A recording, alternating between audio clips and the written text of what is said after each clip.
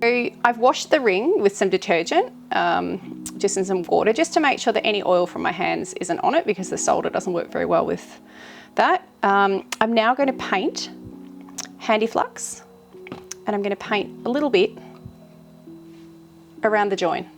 Don't need a huge amount, I don't want it everywhere. So I'm going to just heat it up really quickly, just to make that flux go white and stop bubbling.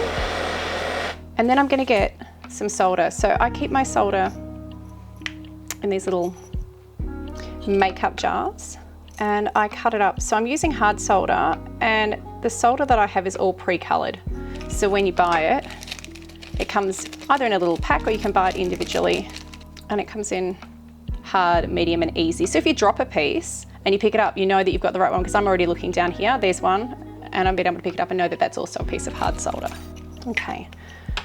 So I then dip my piece of solder in a little bit of flux, and then I'm popping it right on top of that join. There's lots of different ways you can solder. This is just the one we find the easiest in class.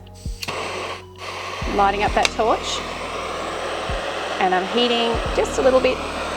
And if the solder bubbles off like it did then, I can just move it back up with a solder pick, going side to side. Some people heat all the way around. It's totally up to you how you want to do it. Side to side often works as long as you're evenly doing it. And that's run through and joined all the way through. I'm just checking that join. Looks like a good join. And then we quench it in some water, and then that goes into the pickle for about 5 minutes.